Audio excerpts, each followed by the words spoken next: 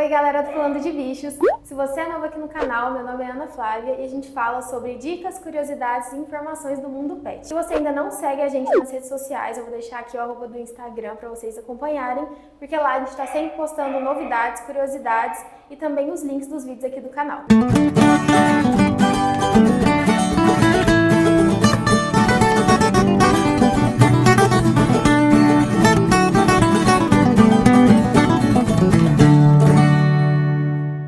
No vídeo de hoje a gente vai falar sobre leishmaniose. Eu tenho aqui do meu lado um profissional especializado no assunto. Meu nome é Márcio Moreira, eu sou professor e a gente também tem parceria com hospitais veterinários e a gente tem o Saninvet, que aqui é um centro de especialidades. Então a gente atende aqui os casos de leishmaniose. Na verdade, assim, a leishmaniose ela é uma enfermidade, né? Ela causa, na verdade, uma enfermidade que é transmitida por um mosquito, né, por um inseto vetor, e é um protozoário, né, do gênero Leishmania. E quando a gente fala de leishmaniose, a gente tem duas formas principais da doença. A gente tem aquela forma que a gente chama de tegumentar, que fica só na pele, e a gente tem uma forma que é a forma mais grave da doença, que ela faz o quê? Ela atinge as vísceras, então a gente chama de leishmaniose visceral. E essa, na verdade, é a forma mais grave da doença. Quais são os animais que têm mais predisposição a terem essa doença? Então, os animais, os cães, eles são os principais, né? Então, ele é considerado o principal reservatório. Ele acaba adoecendo com a doença e ele também acaba transmitindo, né, para o inseto vetor esse protozoário.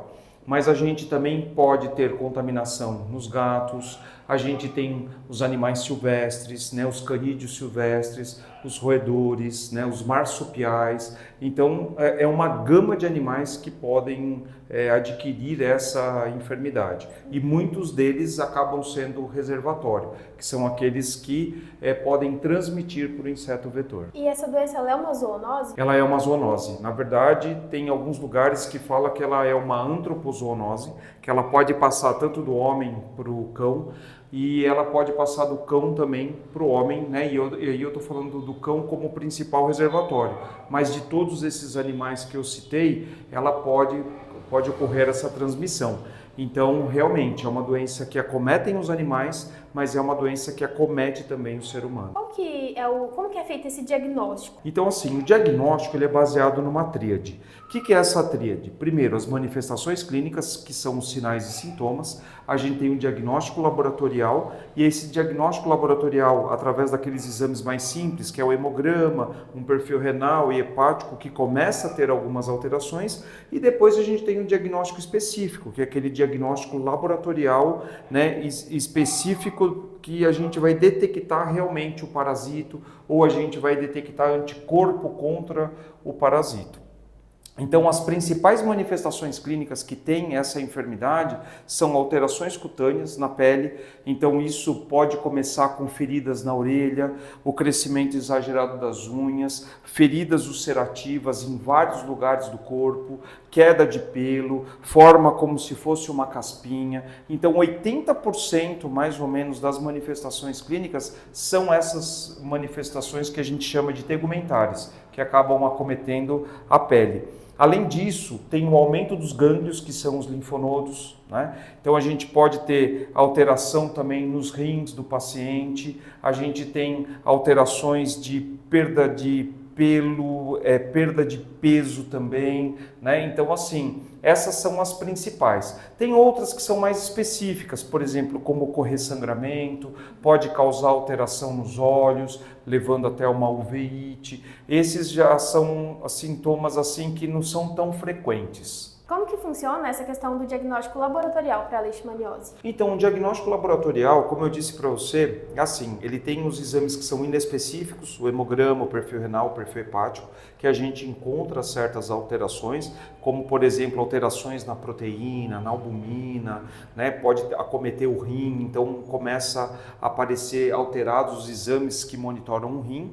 Então, mas isso pode mimetizar qualquer outra doença. Agora, a gente tem aquele diagnóstico que a gente chama de diagnóstico laboratorial específico, que eu vou detectar mesmo se eu tenho o agente no organismo e principalmente, né, de uma forma direta, quando eu vejo o parasita, ou de uma forma indireta. Então a gente tem os testes sorológicos, que é uma forma indireta, porque ele detecta anticorpo. Só que assim, esse anticorpo, ele não mostra para mim que eu tenho realmente uma infecção.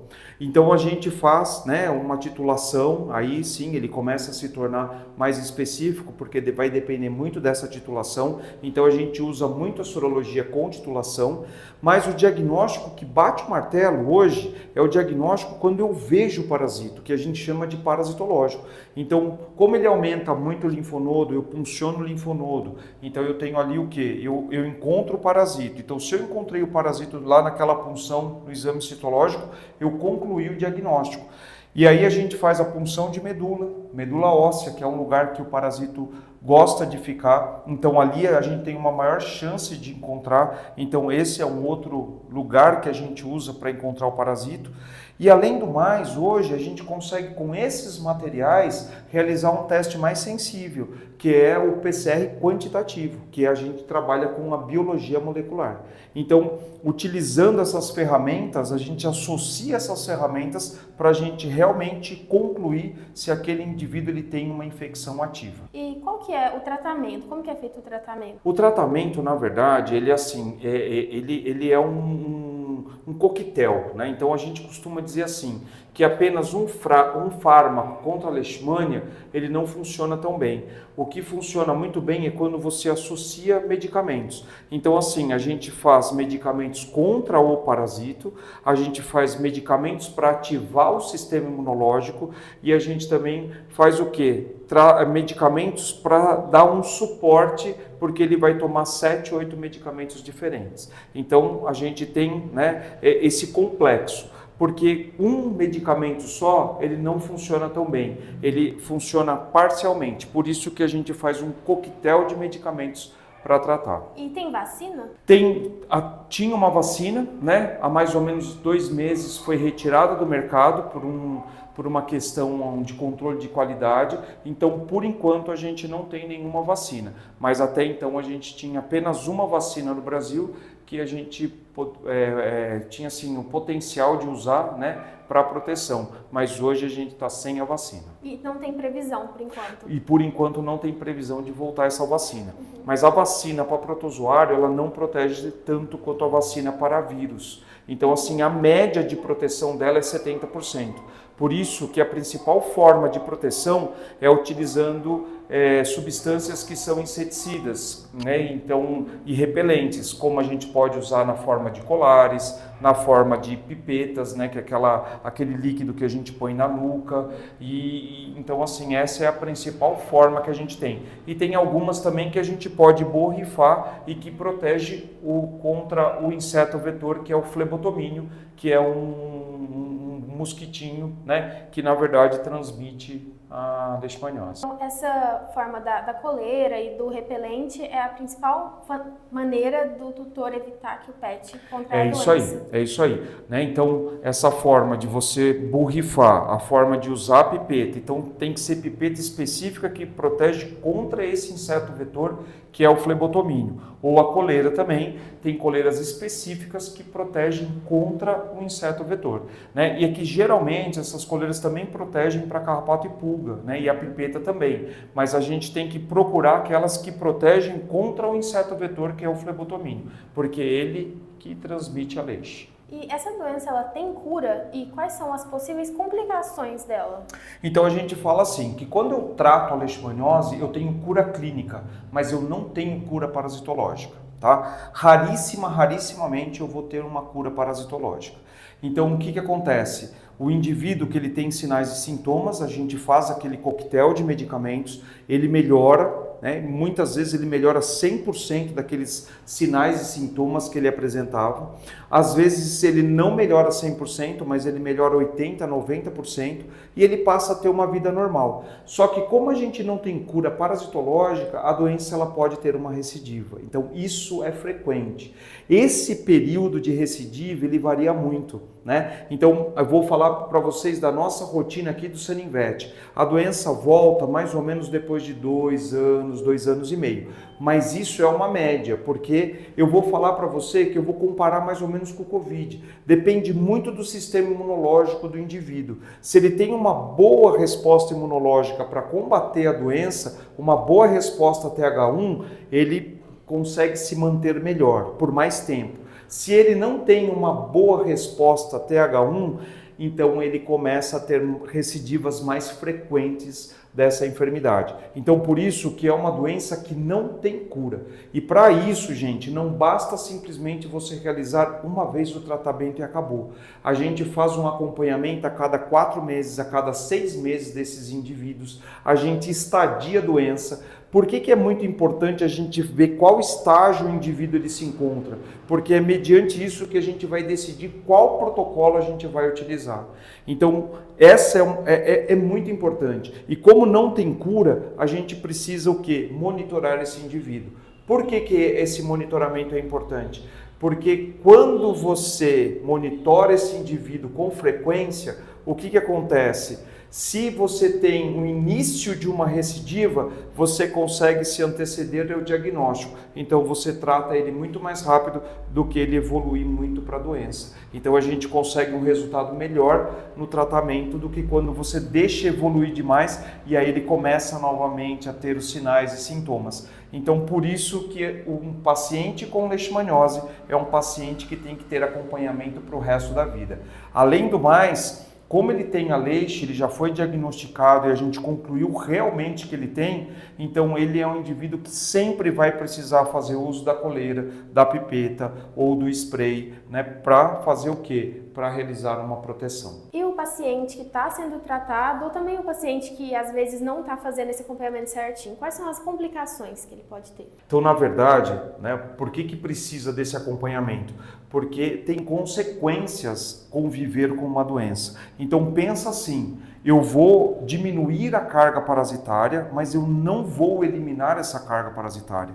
Então esse indivíduo, constantemente, ele está tentando combater aquela doença. E isso vai levar o quê? Vai levar a várias lesões no organismo. Então, como ele produz uma grande quantidade de anticorpo, esse anticorpo ele pode fazer o que a gente chama de complexo antígeno-anticorpo e se depositar nos rins e causar uma lesão renal. Ele pode se depositar em articulações, pode fazer uma poliartrite. Esse anticorpo, esse complexo antígeno-anticorpo, ele pode se depositar nos olhos e pode fazer uma uveíte. Então, assim, eu vou tendo complicações de conviver com essa doença para o resto da vida. Então, por isso que um dos objetivos do tratamento é você diminuir essa carga parasitária e mantê-la o mais baixo possível por maior número de tempo, porque aí sim você tem menos consequências, menos efeitos colaterais de conviver com a enfermidade. E por ser uma zoonose, a convivência do animal que está sendo tratado com a família tem algum risco? Tem algum cuidado específico? Quando a gente fala da leishmaniose, a principal forma de transmissão é através do inseto vetor, que é esse mosquito específico que transmite a leishmaniose. Então, né, para eu ter a transmissão, eu preciso estar numa região onde que eu tenho o quê? Onde que eu tenho o flebotomínio. Quando a gente convive com um cão que tem leixe, principalmente com um animal que está sendo monitorado, que está sendo tratado, a chance de transmissão ela é muito pequena. Tanto porque a gente tem o quê? A gente tem o uso do colar, o uso do inseticida, o uso do repelente para fazer esse controle. Então, o que acontece, né? Se a gente entrar em contato com o xixi, a gente passar a mão no cachorro, entrar em contato com o cocô, isso não passa a leishmaniose. Eu preciso que a principal forma de transmissão é através da picada desse inseto vetor. Então, por isso a importância de um paciente que está sendo tratado, ele também fazer uso o quê? Ou da coleira, ou da pipeta, ou do spray, para realmente repelir o mosquito, porque a principal forma de transmissão é através da picada desse inseto vetor. É muito difícil fazer esse tratamento da leishmaniose? Eu vou falar para você que ele é bem trabalhoso, né? Mas o tratamento ele é feito em casa, né? E os medicamentos eles são todos via oral, né? Então assim, a gente faz os fármacos contra a leishmania, né? Então, geralmente a gente usa 1, 2, 3 fármacos contra a leishmania e a gente faz um suporte também para o sistema imunológico. Então, o que acontece? Como a gente usa uma gama de medicamentos, então às vezes 5, 7, 8 medicamentos, depende do estadiamento da enfermidade, então o que acontece? Ele é muito trabalhoso, porque a gente vai ter que equacionar durante um dia a administração desses medicamentos. E tem alguns medicamentos que eles são 2 vezes por dia, então eu tenho que fazer uma bateria de manhã e uma bateria à tarde. Então assim, qual que é a maior dificuldade? É você organizar tudo isso e ter alguém, né, para realizar a administração de todos esses medicamentos. Agora, o que eu digo para vocês é assim, que o período mais trabalhoso é nos primeiros 30 dias, 60 dias de tratamento. Depois os fármacos eles vão diminuindo a frequência ou a gente vai diminuindo mesmo. E depois no final, depois de 2, 3 meses, a gente fica com 1, 2 fármacos que a gente persiste por um tempo maior, né? Então essa é uma questão trabalhosa que eu digo. Agora, o pessoal pergunta muito com relação ao custo do tratamento também. Então isso, né, assim, o custo maior é nesses primeiros 30 dias do tratamento, que a gente usa os medicamentos mais caros, né, o medicamento mais específico para a gente fazer o tratamento. Depois, aí, também o custo diminui bastante. E o Saninvet fica localizado aonde? Como que o pessoal faz para entrar em contato? Nós estamos aqui na região de Pirituba, né, na cidade de São Paulo. Então a gente recebe muita gente do interior e de São Paulo, né, porque assim, apesar de São Paulo ainda não ter um caso autóctone de leishmaniose, que é um caso transmitido na própria cidade, como é uma cidade de muito fluxo, vem muita gente de fora. Então a gente acaba atendendo cães com leishmaniose, doenças infecciosas do Brasil inteiro. Então, assim, na verdade, o Saninvet ele é um centro de diagnóstico, a gente tem um banco de sangue aqui, né? Então, a gente acaba, assim, os veterinários acabam indicando para os animais, né, que tem suspeita ou, na verdade, que tem um diagnóstico confirmado para a gente conduzir e acompanhar esses pacientes. A gente vai deixar aqui na descrição, também aqui no vídeo, o @ do Instagram e também o WhatsApp, para quem quer entrar em contato. Eu queria te agradecer a disponibilidade de vir aqui estar conversando um pouco mais sobre essa doença com o pessoal do Falando de Bichos. Tá joia, eu que agradeço, né, a confiança de vocês e o que vocês precisarem, estamos aí. E se você tiver alguma dúvida sobre a leishmaniose ou quiser que a gente fale um pouco mais sobre alguma outra doença, é só deixar aqui a dúvida nos comentários. E se você gostou desse vídeo, não se esquece de se inscrever no canal, ativa o sininho para receber notificações sempre que tiver um vídeo novo, deixa seu like e não esquece de compartilhar com a família e com os amigos. Um beijo e até o próximo vídeo.